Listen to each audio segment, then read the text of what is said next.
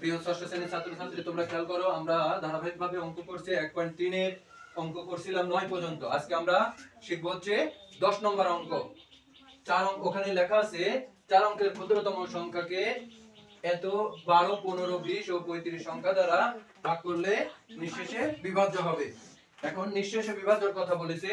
এখন 4 অঙ্কের ক্ষুদ্রতম সংখ্যা আমরা জানি 4টা শূন্য দিলে ক্ষুদ্রতম সংখ্যা হয় না। এবার এইজন্য 1 দিয়ে 3টা শূন্য।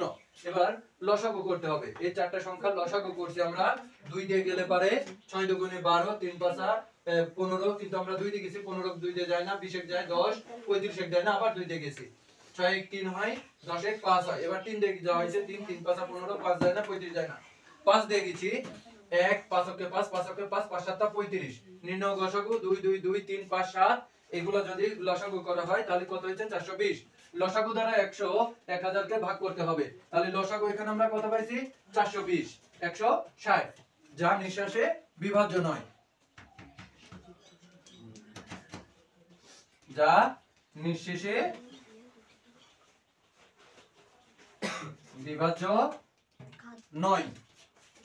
এবার এই সংখ্যা দিয়ে যদি আমরা 420 দ্বারা এই যে নিঃশেষে বিভাজ্য হলো কত? 160, এটাকে বিয়োগ করলে কত হয়? 260। 1000 থেকে 160 যদি আমরা প্রথমে নিঃশেষে, এটা যদি হচ্ছে যেটা ভাগ শেষ থাকবে, এটা ভাগফল, এটা ভাগশেষ।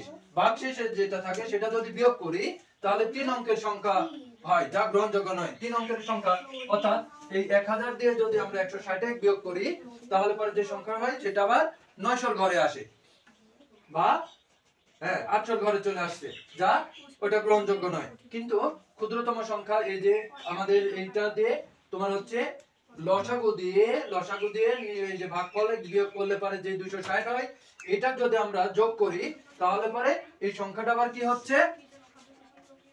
তোমার 420 দ্বারা বিভাজ্য হবে।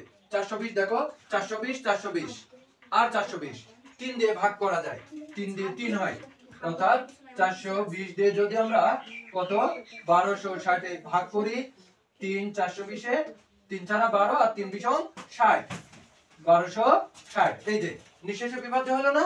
তাহলে এই 1260 এ কি করা যায়? 420 দিয়ে ভাগ করলে এটা নিঃশেষে